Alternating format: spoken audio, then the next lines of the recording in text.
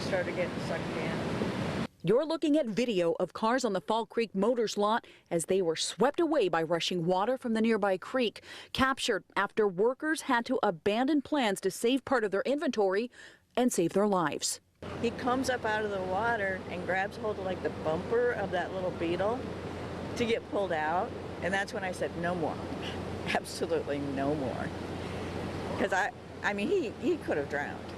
And that's what I thought was happening. Lot owner Kim Dobson says it only took minutes for the high water to go from ankle to waist high. We were just running and trying to save, what we could.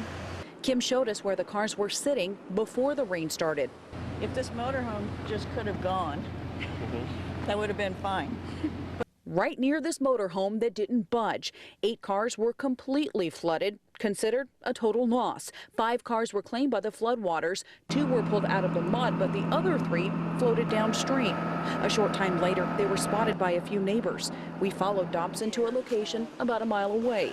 Both cars not far from each other on the banks of the river. That's one of them.